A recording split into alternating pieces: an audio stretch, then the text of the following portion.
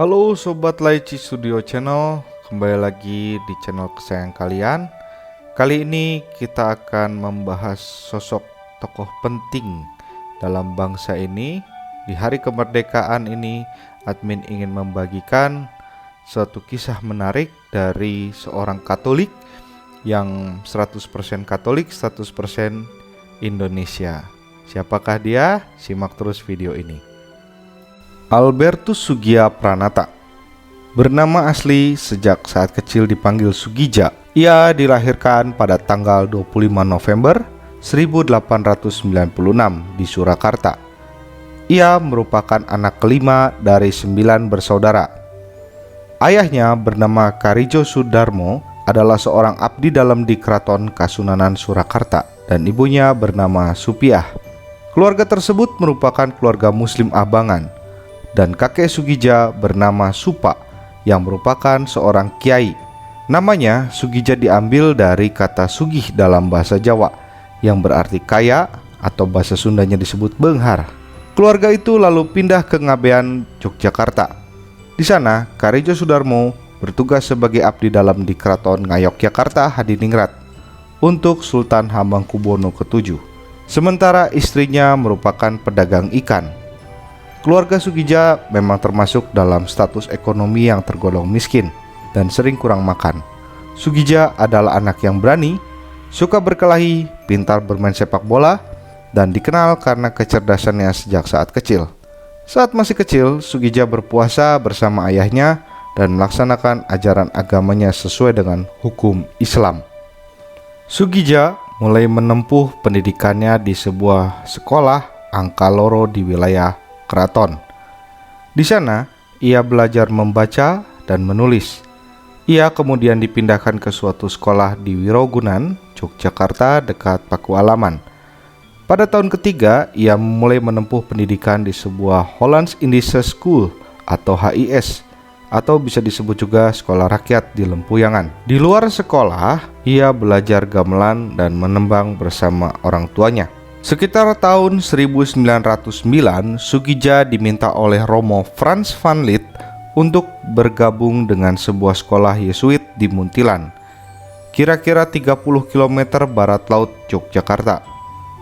Biarpun awalnya kedua orang tuanya sempat merasa khawatir bahwa Sugija akan menjadi seperti anak Eropa, namun pada akhirnya mereka merestuinya. Masa pendidikan Sugija. Pada tahun 1909, Sugija mulai belajar di Kolose Saverius di Muntilan, sebuah sekolah asrama untuk calon guru. Ada 54 siswa di dalam angkatannya. Anak-anak itu menjalani hari-hari dengan jadwal yang ketat. Mereka mengikuti pelajaran di pagi hari dan mengisi siang hari dengan kegiatan lain seperti berkebun, berdiskusi, dan juga bermain catur. Anak-anak Katolik juga diwajibkan untuk rajin berdoa. Biarpun sekolah Kolose Saverius itu tidak mewajibkan siswanya menjadi orang Katolik, Sugija tidak jarang merasa tertekan oleh teman-temannya. Oleh karena itu, sering terjadi perkelahian. Saat Sugija mengeluh kepada gurunya, yaitu Pater L. van Rijkevorsel, bahwa para pastor Belanda sama seperti pedagang Belanda di kota, yaitu hanya memikirkan uang. Romo itu menjawab bahwa mereka tidak digaji dan hanya mengharapkan yang terbaik untuk siswa-siswa mereka. Ini membuat Sugija lebih menghargai para guru. Dan saat Romo Rijkevorsel memberitahu siswa lain bahwa Sugija tidak ingin menjadi Katolik, akhirnya teman-temannya tidak menekan Sugija lagi. Tahun berikutnya, Sugija minta agar bisa mengikuti pelajaran agama Katolik. Menurut dia, agar bisa menggunakan fasilitas sekolah dengan sepenuhnya. Gurunya bernama Pater Martens mengatakan bahwa Sugija perlu izin orang tua sebelum ia bisa bergabung. Kendati orang tuanya tidak merestui, Sugija masih diizinkan mengikuti pelajaran. Sugija menjadi tertarik dengan soal Tritunggal dan meminta keterangan dari beberapa guru. Romo van Lith mengutip karya Thomas Aquinas, sementara Romo Martens membahas Tritunggal berdasarkan karya Agustinus dari Hippo. Romo Martens menyatakan bahwa Manusia tidak dimaksud untuk benar-benar memahami Tuhan, sebab pengetahuan manusia itu terbatas. Sugija yang menjadi semakin tertarik minta agar dirinya dibaptis. Ia mengutip cerita Yesus ditemukan di bait Allah untuk menunjukkan mengapa ia tidak memerlukan restu orang tua. Para romo menyetujui pembaptisan itu, dan Sugija dibaptis pada tanggal 24 Desember 1910. Ia mengambil nama baptis Albertus berdasarkan nama Santo Albertus Magnus. Saat liburan Natal, Sugija menceritakan hal ini kepada keluarganya. Meski ayah dan ibunya merasa bisa menerima, namun keluarga besarnya justru tidak mau berurusan dengannya lagi. Sugija terus melanjutkan pelajarannya di sekolah Kolose Saverius. Menurut Pater G. Budi Subanar, seorang dosen ilmu teologi di Universitas Sanata Dharma, dalam periode ini salah satu guru mengajarkan perintah keempat dari 10 perintah Allah, dengan pengertian bahwa seseorang tidak boleh hanya menghormati ayah dan ibunya saja, melainkan semua nenek moyangnya juga. Ini memberi pengertian nasionalis kepada para siswa. Pada kesempatan lain, sekolah Kolose Saverius juga dikunjungi seorang misionaris dari Kapusin. Nah, ini Ordo Kapusin nih guys, yang secara penampilan berbeda dari para guru Ordo Yesuit, membuat Sugija mempertimbangkan untuk menjadi seorang pastor. Sebuah gagasan yang diterima untuk orang tuanya. Pada tahun 1915, Sugija menyelesaikan pendidikannya di sekolah Kolose Saverius, lalu menjadi guru di sana selama 1 tahun. Pada tahun 1916, dia masuk seminari di Saverius. Ada 2 anak pribumi lain yang masuk seminari pada tahun itu. Nah, Sugija lulus yang pertama ya, setelah mempelajari bahasa Prancis, Latin, Yunani, dan sastra pada tahun 1919. Jalan menuju imamat. Pada tahun 1919, Sugija dan siswa lain pergi ke Uden, Belanda untuk meneruskan pendidikan mereka. Mereka berangkat dari Tanjung Priok di Batavia. Di Uden, Sugija menghabiskan 1 tahun untuk mendalami bahasa Latin dan Yunani, suatu hal yang diperlukan untuk menjadi seorang romo di Hindia Belanda. Ia dan rekan kelasnya juga harus beradaptasi dengan budaya Belanda. Pada tanggal 27 September 1920, Sugija memulai periode novisiat untuk bergabung dengan Serikat Yesuit. Rekan-rekannya baru mulai pada tahun berikutnya. Selama menjalani masa novisiatnya di Mariendal di Grave, Sugija dipisah dari dunia luar dan menghabiskan waktunya dengan meditasi. Ia menyelesaikan novisiat pada 22 September 1922 dan dijadikan sebagai anggota Yesuit. Sugija memutuskan agar menjalani hidup miskin, murni, dan taat. Setelah bergabung dengan Serikat Yesus, Sugija menghabiskan waktu selama 1 tahun di Mariendal sebagai juniorat. Mulai pada tahun 1923, ia belajar filsafat di Kolose Bregman di Oudenbosch. Dalam periode ini, ia lebih mendalami ajaran Thomas Aquinas. Ia juga mulai menulis tentang agama Katolik. Dalam sebuah surat tertanggal 11 Agustus 1923, ia menulis bahwa orang Jawa belum dapat membedakan antara orang Katolik dan Protestan, dan bahwa cara yang terbaik untuk menambahkan jumlah orang Katolik adalah dengan perilaku dan bukti nyata, bukan hanya janji. Beri bukti bukan janji, bos. Ia juga menerjemahkan hasil Kongres Ekaristi yang ke-27 yang diadakan di Amsterdam pada tahun 1924. Untuk majalah berbahasa Jawa Swatarma, ada pula tulisan yang dimuat dalam Saint Klaverbond, Berichten uit Java. Sugija lulus dari Bregman pada tahun 1926, lalu bersiap kembali ke Hindia Belanda.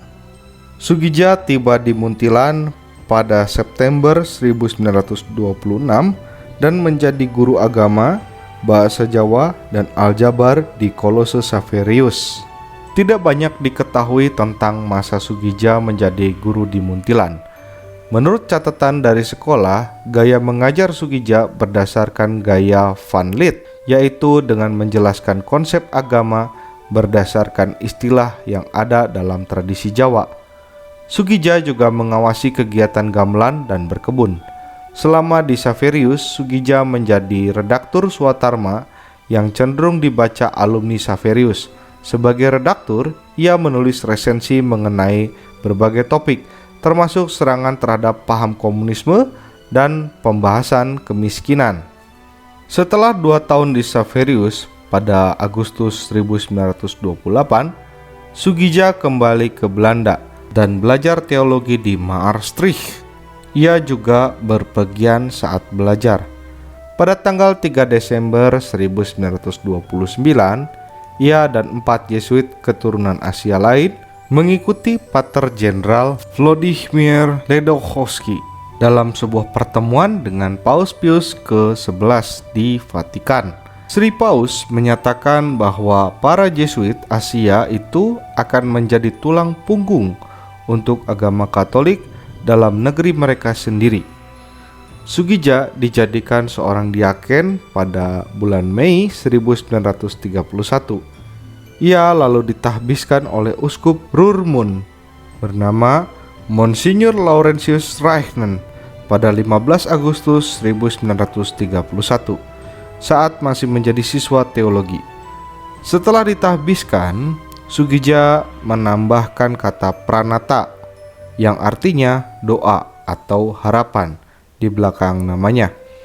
Ia menyelesaikan pelajaran teologinya pada tahun 1932 dan pada tahun 1933 menjalani masa tersiat di Drongen, Belgia. Tahun itu ia menulis sebuah autobiografi berjudul La Conversion d'un Javanese, artinya pertobatan seorang Jawa. Karya tersebut diterbitkan dalam bahasa Italia, Belanda, dan Spanyol. Sugija Pranata menjadi seorang pastor. Pada tanggal 8 Agustus 1933, Sugija Pranata dan 2 pastor lain berangkat dari Belanda menuju Hindia Belanda. Sugija Pranata ditugaskan di paroki Kiduloji di Yogyakarta, dekat keraton. Ia bertugas sebagai pembantu Projo van Riese, salah satu gurunya dari Xaverius. Dari Romo yang lebih senior itu, Sugija Pranata belajar bagaimana menangani keperluan paroki. Sementara Romo van Riese kemungkinan menugaskan Sugija Pranata untuk berkhotbah kepada warga kota pribumi yang Katolik. Setelah gereja Santo Yosef di Bintaran, sekitar 1 km dari Kiduloji, buka pada bulan April 1934, Sugija Pranata dipindah tugaskan ke sana sebagai pastor utama. Gereja itu dimaksudkan untuk kalangan pribumi. Bintaran pada saat itu merupakan satu dari 4 paroki di kota Yogyakarta pada saat itu. Bersama dengan Kiduloji, Kota Baru, Pugeran, setiap gereja paroki melayani daerah yang luas, dan pastor dari gereja paroki juga ikut serta berkhotbah di gereja yang jauh dari kota. Setelah Romo van Riese meninggal pada bulan Juni 1934, tugas Sugija Pranata ditambah lagi dengan desa Ganjuran, Bantul, sekitar 20 km selatan kota Yogyakarta. Daerah itu merupakan tempat tinggal untuk lebih dari 1.000 orang Katolik pribumi. Sugija Pranata juga menjadi penasehat untuk berbagai kelompok serta mendirikan sebuah koperasi untuk masyarakat Katolik. Pada saat itu, gereja Katolik di Indonesia kesulitan dengan mempertahankan orang Katolik baru. Orang Jawa yang sudah pindah agama saat sekolah terkadang menjadi Muslim lagi setelah mengalami pengasingan dari teman-teman atau keluarga mereka. Dalam sebuah pertemuan pada tahun 1935, Sugija Pranata menyatakan bahwa hal tersebut disebabkan tidak adanya rasa identitas Katolik atau sensus Catholicus, serta sedikitnya pernikahan antara orang Katolik. Sugiya-Pranata menolak pernikahan antara orang Katolik dan yang bukan Katolik dan mulai menjadi penasehat untuk pasangan Katolik muda sebelum mereka menikah. Ia percaya bahwa pernikahan antara orang Katolik akan mengeratkan hubungan antar keluarga Katolik di Yogyakarta. Sugiya-Pranata terus menulis untuk Suara Tama dan menjabat sebagai redaktur. Pada tahun 1938, Sugiya-Pranata dipilih menjadi penasehat untuk Serikat Yesus dan mengkoordinasikan karya Yesuit di Hindia Belanda. Vikaris Apostolik. Meningkatnya jumlah orang Katolik di Hindia Belanda membuat Monsinyur Petrus Willekens yang menjabat sebagai Vikaris Apostolik Batavia mengusulkan bahwa suatu vikariat apostolik didirikan di Jawa Tengah dengan pusatnya di Semarang, sebab Jawa Tengah memiliki budaya yang berbeda dan jarak yang jauh dari Batavia. Vikariat Apostolik Batavia dibagi menjadi dua pada tanggal 25 Juni 1940. Bagian timur menjadi Vikariat Apostolik Semarang. Pada tanggal 1 Agustus 1940, Monsinyur Petrus Willekens menerima telegram dari Kardinal Giovanni Battista Montini yang menyatakan bahwa Sugiya-Pranata akan menjadi pemimpin Vikariat Apostolik yang baru. Bersamaan dengan itu, Sugiya-Pranata ditunjuk sebagai uskup tituler Danaba. Telegram tersebut dikirim ke Sugiya-Pranata di Yogyakarta yang menyetujui tugas itu. Biarpun terkejut dan gelisah, asistennya Harjo Suwarno menyatakan bahwa Sugiya-Pranata menangis setelah membaca telegram itu. Sebuah tanggapan yang tidak biasa untuk dia. Dan saat makan semangkuk soto, wah nyoto dulu nih bos, bertanya kalau Harjo Suwarno pernah melihat seorang uskup menikmati makanan itu.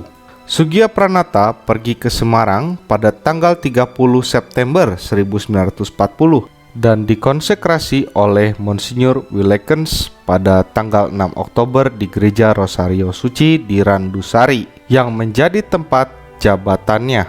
Dalam penahbisan itu, Monsinyur Willekens didampingi oleh Vikaris Apostolik Malang, yakni Monsinyur Anthony Everard Jean Avertanus Alberts O'Carm, panjang juga namanya ya, yang bergelar uskup tituler Tubunai di Numidia bersama dengan Vikaris Apostolik Palembang, Monsinyur Henry Martin McElholt SCJ yang bergelar uskup tituler Atria.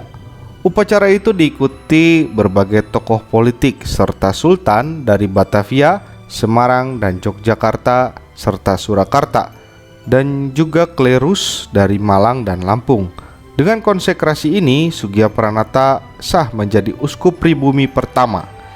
Tindakan pertama Sugiya-Pranata sebagai uskup ialah mengeluarkan sebuah surat pastoral bersama Monsinyur Willekens yang menceritakan sejarah sehingga Sugiya-Pranata bisa ditentukan sebagai uskup, termasuk surat Maximum Illud yang dibuat Paus Benediktus XV serta usaha Paus Pius ke-11 dan Paus Pius XII untuk menahbiskan lebih banyak pastor dan uskup dari suku asli di seluruh dunia. Sugiya-Pranata lalu mulai menentukan hierarki gereja di Jawa Tengah, termasuk mendirikan paroki baru. Vikariat ini meliputi Semarang, Yogyakarta, Surakarta, Kudus, Magelang, Salatiga, Pati, dan Ambarawa. Keadaan geografisnya juga berbeda-beda, termasuk wilayah dataran Kedu yang subur hingga daerah pegunungan Sewu yang kering.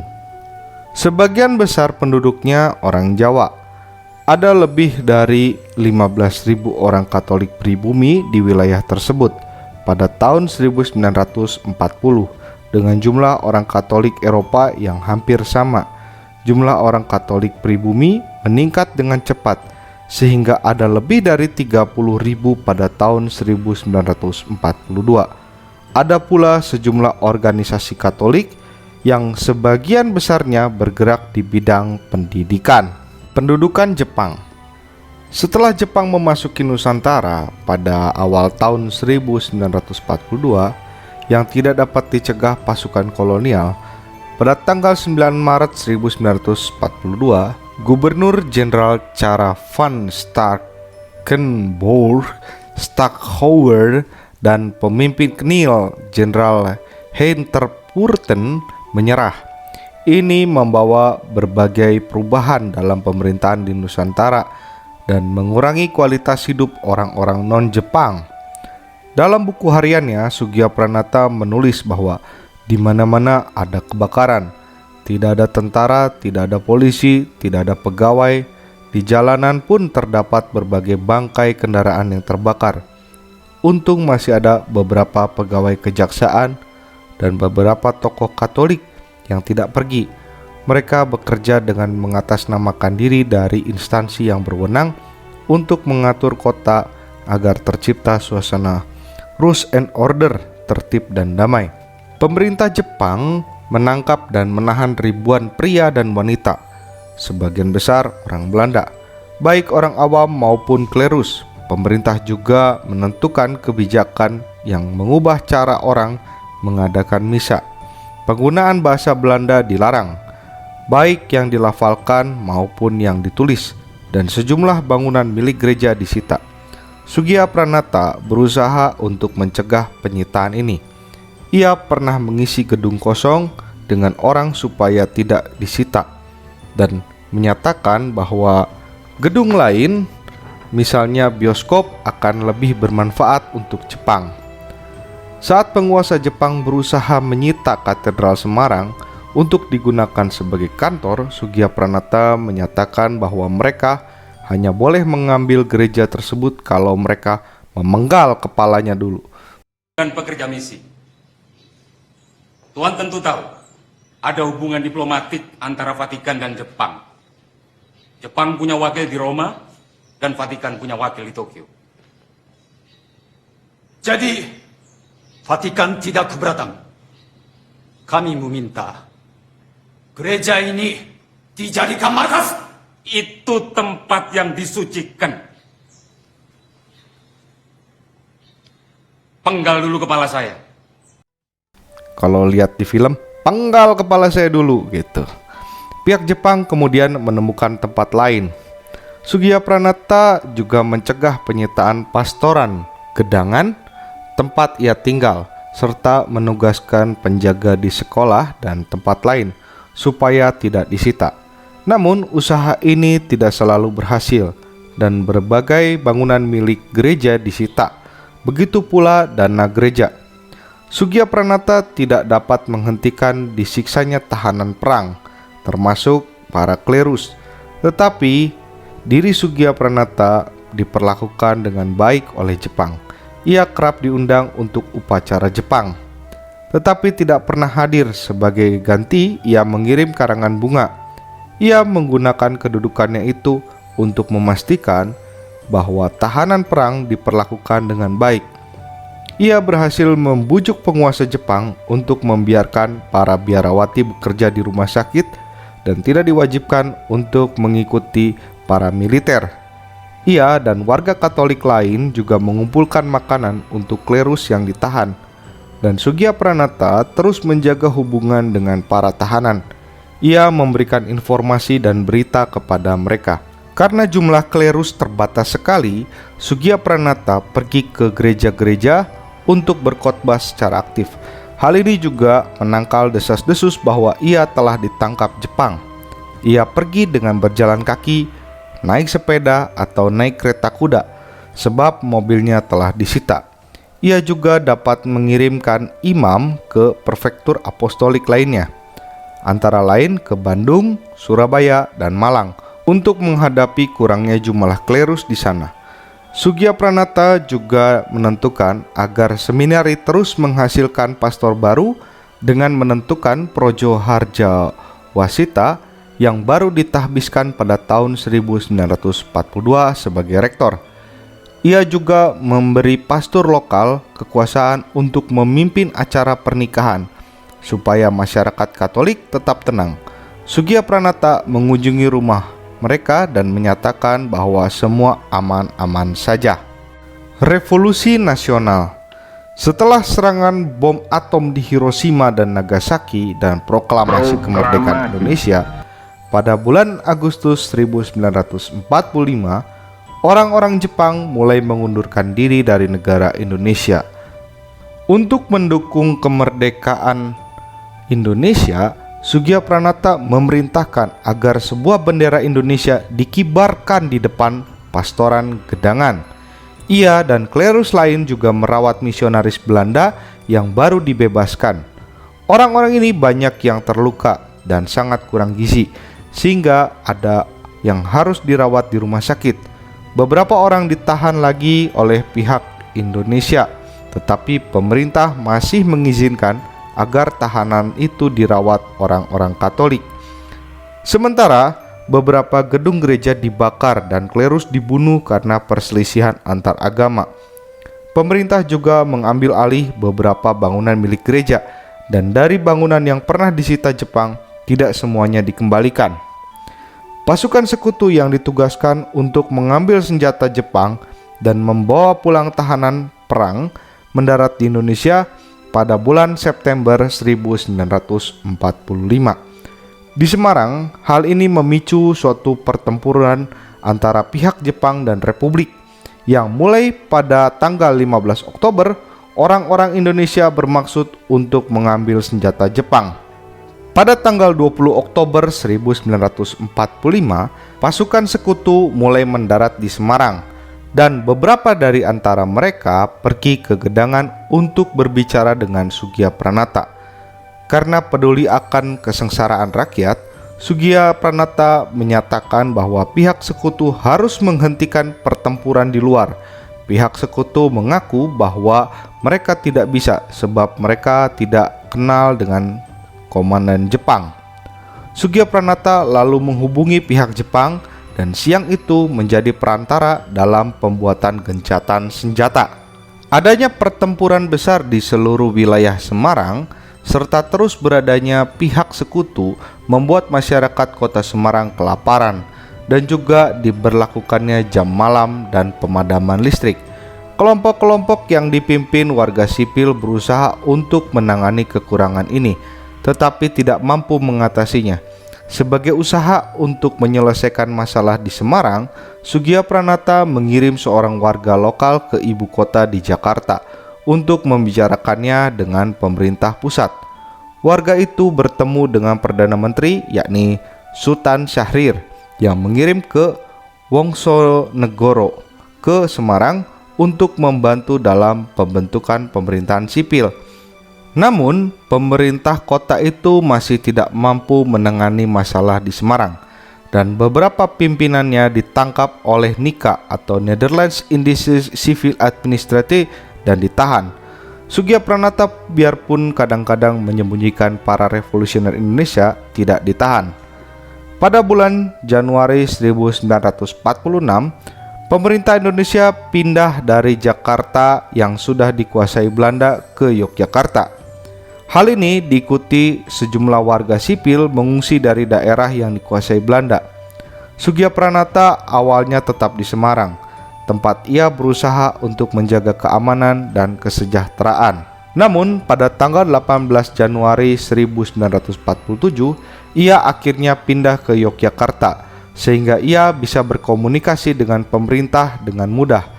Ia berkedudukan di Gereja Santo Yosef di Bintaran dan menasihati orang-orang Katolik agar berjuang demi negara Indonesia. Ia menyatakan bahwa mereka baru boleh pulang kalau mati. Setelah tidak berhasilnya perjanjian Linggarjati yang dimaksudkan untuk menghentikan perang antara Indonesia dan Belanda serta serangan besar Belanda terhadap Indonesia pada tanggal 21 Juli 1947, Sugiya-Pranata melalui sebuah pidato di Radio Republik Indonesia menyatakan bahwa orang-orang Katolik akan bekerja sama dengan pejuang Indonesia. Sugiyapranata juga banyak menulis tentang tahta suci, yang menanggapi surat-surat Sugiyapranata dengan mengirim Georges de Joge de Aryodhya sebagai duta ke Indonesia. Ini membuka jalur diplomasi antara Vatikan dan Indonesia. De Aryodhya tiba di Republik Indonesia pada bulan Desember 1947 dengan bertemu Presiden Soekarno. Sugiyapranata di kemudian hari berteman dengan seorang presiden.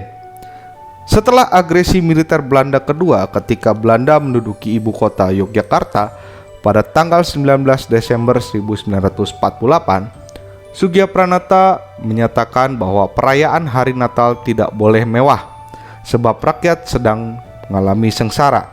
Selama Belanda menguasai Yogyakarta, Sugiyapranata dapat mengirim beberapa tulisan ke luar negeri. Tulisan ini yang dimuat dalam majalah Commonwealth mendetil kehidupan sehari-hari orang Indonesia di bawah kekuasaan Belanda dan menggugat agar masyarakat internasional mengutuk Belanda.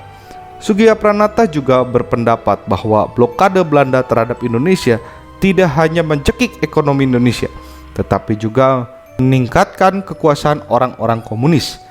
Ketika Belanda mulai mengundurkan diri setelah serangan umum 1 Maret 1949, Sugiyapranata mulai berusaha agar orang Katolik mendapat peran dalam pemerintahan.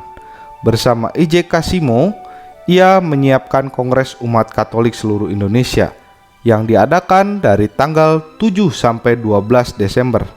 Kongres ini berakhir dengan disatukannya berbagai partai Katolik sebagai Partai Katolik Indonesia.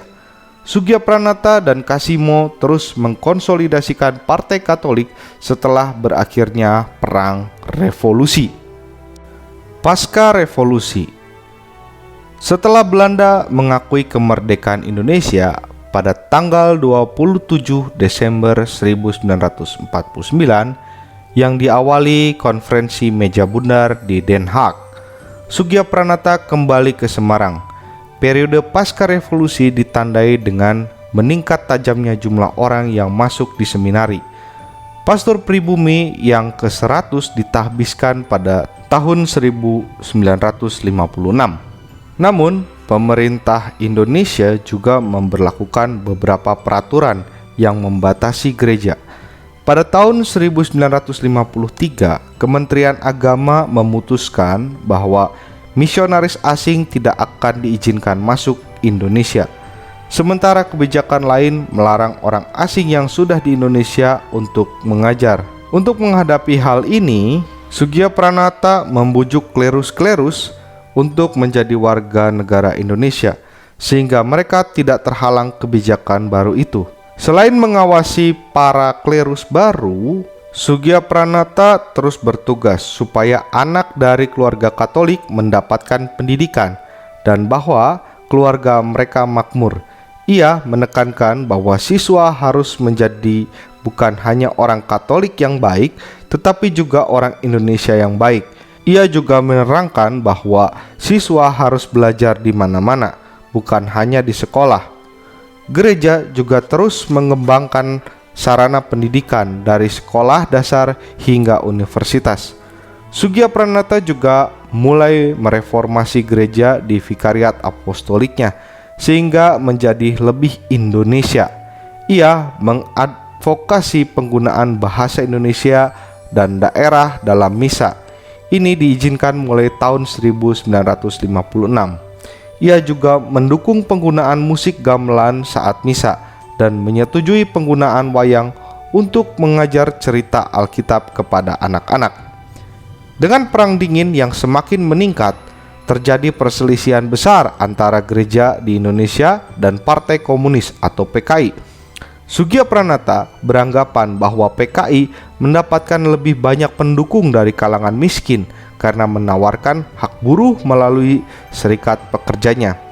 Untuk melawan ini, ia bekerja sama dengan orang Katolik lain untuk mendirikan kelompok pekerja yang dibuka untuk orang Katolik dan non-Katolik.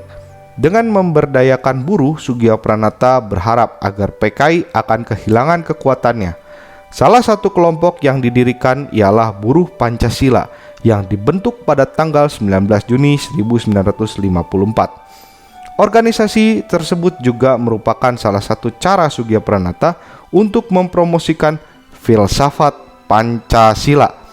Tahun berikutnya, Konferensi Wali Gereja Indonesia atau KWI yang mengakui bakti Sugiya-Pranata untuk orang miskin menentukan agar Sugiya-Pranata menjadi pemimpin program bakti sosial di seluruh Nusantara.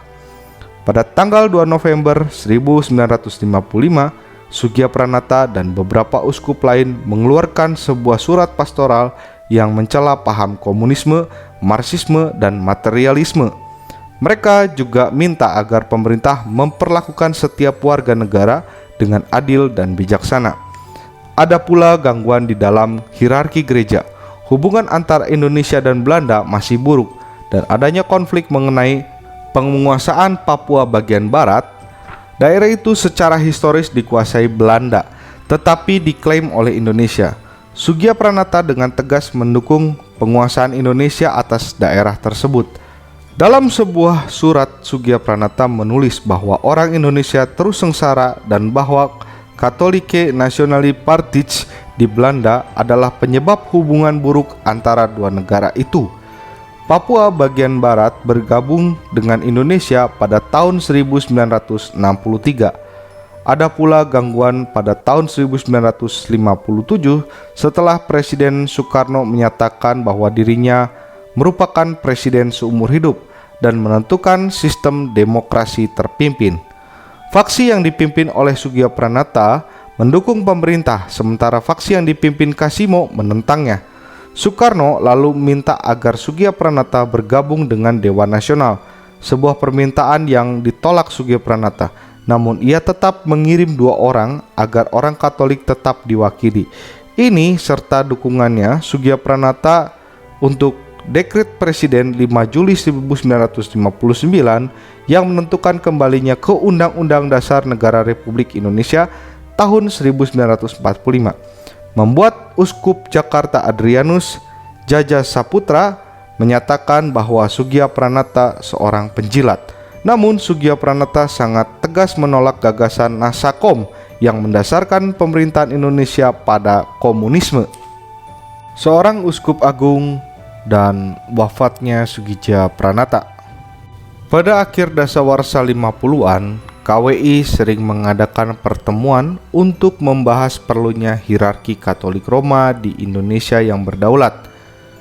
Pembahasan ini yang diadakan setahun sekali, membahas soal administrasi secara kepastoran, termasuk penerjemahan lagu rohani ke dalam bahasa daerah. Tahun 1959, Kardinal George Pierre Agagianian mengunjungi Indonesia untuk memeriksa persiapan gereja. Pada bulan Mei 1960, KWI secara resmi mengajukan permohonan untuk dibentuknya Gereja Katolik Indonesia yang berdaulat. Surat permohonan ini dibalas oleh Paus Yohanes 23 dalam surat bertanggal 20 Maret 1961 yang membagi Nusantara Indonesia menjadi 6 provinsi gerejawi, yaitu 2 di Pulau Jawa, 1 di Sumatera, 1 di Flores, 1 di Sulawesi dan Maluku, dan 1 di Kalimantan. Semarang menjadi pusat provinsi Semarang dan Sugiya-Pranata menjadi uskup agung. Ia diangkat pada tanggal 3 Januari 1961. Saat ini terjadi, Sugiya-Pranata berada di Eropa untuk ikut Konsili Vatikan kedua. Wah, uskup Sugiya-Pranata ikut konsili nih guys. Mulai dengan sesi persiapan termasuk sebagai anggota Komisi Persiapan Sentral. Di komisi tersebut, Sugiya-Pranata merupakan salah satu dari 6 uskup dan uskup agung dari Asia. Sugiya-Pranata mengikuti sesi pertama konsili dan mengajukan keprihatinan akan keadaan kepastoran dan memohon agar sistem gereja dimodernisasi. Dia lalu kembali ke Indonesia, tetapi dalam kesehatan yang kurang baik. Setelah dirawat di Rumah Sakit Elizabeth Candi pada tahun 1963, Sugiya-Pranata dilarang melaksanakan tugasnya. Justinus Darmojuwono, seorang mantan tahanan Jepang dan Vikaris Jenderal Semarang sejak tanggal 1 Agustus 1962, menjalani tugas uskup. Pada tanggal 30 Mei 1963, Sugiya-Pranata meninggalkan Indonesia dan kembali ke Eropa untuk menghadiri pemilihan Paus Paulus ke-6. Lalu ia pergi ke Nijmegen dan dirawat di Rumah Sakit Canisius Hospital dari tanggal 29 Juni hingga 6 Juli. Perawatan ini tidak berhasil. Sugiya-Pranata meninggal dunia pada tanggal 22 Juli 1963 di sebuah susteran di desa Teil, Belanda. Ia mengalami serangan jantung tidak lama sebelum meninggal. Karena Soekarno tidak ingin Sugiya-Pranata dikebumikan di Belanda, jenazah Sugiya-Pranata diterbangkan ke Indonesia. Setelah doa yang dipimpin Kardinal Bernardus Johannes Alfring, Sugiya-Pranata dinyatakan seorang pahlawan nasional Indonesia pada tanggal 26 Juli 1963 melalui keputusan Presiden nomor 152/1963. Saat jenazahnya masih dalam perjalanan ke Indonesia, pesawat yang membawa Sugiya-Pranata tiba di Bandara Udara Kemayoran di Jakarta pada tanggal 28 Juli. Pada hari berikutnya jenazahnya diterbangkan ke Semarang dan pada tanggal 30 Juli dikebumikan di Taman Makam Pahlawan Giri Tunggal. Darmojuwono dipilih pada bulan Desember 1963 sebagai Uskup Agung Semarang yang baru. Ia dikonsekrasi pada tanggal 6 April 1964 oleh Uskup Agung Ottavio Della Via. Inspirasi Albertus Sugiya-Pranata. Sugiya-Pranata dibanggakan oleh orang Jawa yang beragama Katolik khususnya. Mereka memuji kekuatannya selama pendudukan Jepang dan Revolusi Nasional. Seorang sejarawan dan penulis Anhar Genggong menyatakan bahwa Sugiya-Pranata bukan hanya seorang uskup, melainkan pemimpin Indonesia yang teruji sebagai pemimpin yang baik dan memang layak dijadikan pahlawan nasional. Sejarawan Indonesia Anton Haryono menyatakan bahwa kenaikan Sugiya-Pranata menjadi uskup sangat monumental, mengingat bahwa ia baru ditahbiskan 9 tahun sebelumnya dan tetap diangkat meskipun ada pastor lain yang lebih berpengalaman. Henrika Murianti, seorang suster dalam Ordo Carolus Borromeus, menulis bahwa di bawah Sugiya-Pranata Gereja Katolik berperan di tingkat nasional dan bahwa Sugiya-Pranata terlalu peduli akan keperluan masyarakat. Universitas Katolik Sugiya-Pranata di Semarang dinamakan untuk mengenang Sugiya-Pranata. Ada pula berbagai jalan yang diberi nama Sugiya-Pranata, termasuk di Malang, Semarang, dan Medan. Makam Sugiya-Pranata di Giri Tunggal sering menjadi tempat ziarah untuk orang Indonesia yang Katolik. Mereka sering mengadakan misa di tempat itu. Dalam budaya populer Indonesia, Sugiya-Pranata dikenang karena pernyataannya 100% Katolik, 100% Indonesia. Moto ini yang sudah digunakan dalam iklan berbagai tulisan biografi serta film Sugija berasal dari pidato Sugiya-Pranata dalam Kongres Katolik seluruh Indonesia di Semarang pada tahun 1954.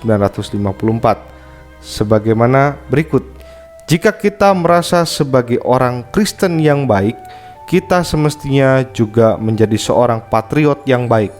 Karenanya kita merasa bahwa kita 100% patriotik, sebab kita juga merasa 100% Katolik.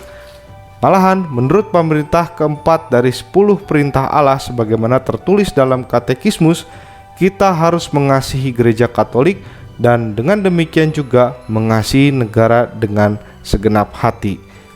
Oke guys, sampai di sini dulu video Laici Studio Channel mengangkat topik Albertus Sugiyapranata. Semoga dapat menginspirasi kita semua. Dari Sugiyapranata ini kita jadi teringat sebagai orang Katolik ya, iman kita 100% Katolik, 100% Indonesia. Merdeka, merdeka, merdeka. Jayalah terus Indonesia. Oke, sampai jumpa lagi di video selanjutnya. Bagi kamu yang merasa terberkati oleh channel ini, jangan lupa klik tombol jempol ke atas atau tombol like-nya kalau kamu suka dengan video ini, dan klik tombol subscribe supaya kamu bisa terus pantau perkembangan video selanjutnya. Berikan juga komentar dan saranmu di kolom komentar. Tuhan Yesus memberkati.